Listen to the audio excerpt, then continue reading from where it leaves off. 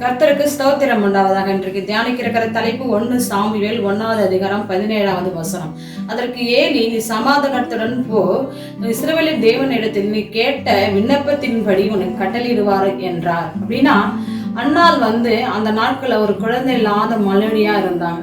அவங்க கணவர் பேர் எல்கானா, அவங்களுக்கு இன்னொருத்தவங்க சக்காலத்தையா இருந்தவங்க பேரு பெனினா. அவங்களுக்கு குழந்தை பாக்கியம் இருந்தது. அன்னாளோட கற்பத்தை ஆண்டவர் தடைப்பட்டதுன்னு சொல்லி வசனத்தை நாம பார்க்கிறோம்.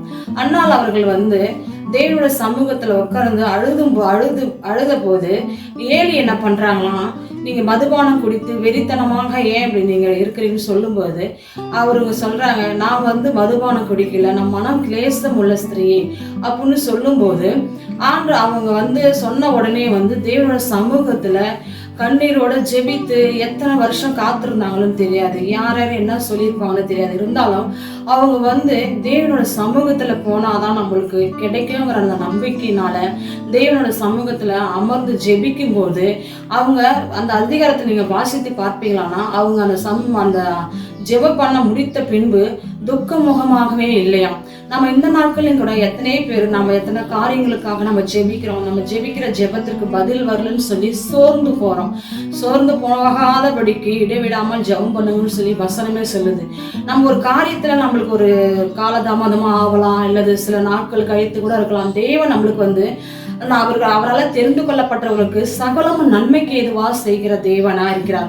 அதே போலதான் அன்னாளுக்கு அதே போலதான் தேவன் ஒருவேளை அன்னாள் இன்னும் அதிகமா ஆண்டவரோட பாதத்துல அமர்ந்து ஜெபிக்கணும்னு சொல்லி எதிர்பார்த்து போற என்னவோ தெரியல. ஏன்னா அதனாலே என்னவோ தெரியல, தேவனோட சமூகத்துல அதிகமா ஜெபித்து பெற்ற குழந்தை தான் சாமுவேல். அவங்க ஒரு தீர்க்கதரிசியா அபிஷேகம் பண்ணப்பட்டு அவர் தாவீதுக்காக சரி ஈசாக்கு சரிவுதான் அபிஷேகம் பண்ணப்பட்ட சாமுவேல். அவங்க ஒரு குழந்தைய கேட்டாங்க, தேவன் அவங்களுக்கு 6 குழந்தைய கொடுத்தாங்க.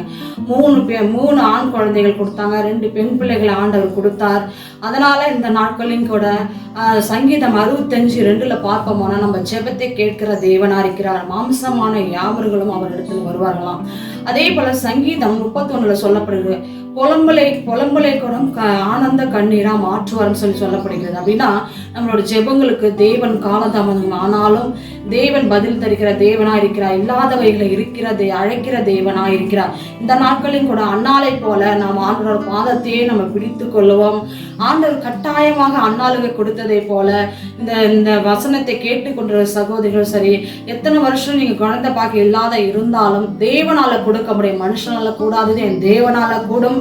அன்னாளுக்கு கொடுத்த தேவன் உங்களை அனைவருக்கும் குழந்தை இல்லாத சகோதரிகள் கொடுப்பார் என்று விசுவாசத்தோடு ஆண்டவர் பாதத்தில் அமர்ந்திருக்கிற கர்த்தர் தாமே உங்களை ஆசீர்வதிப்பார். ஆமென்.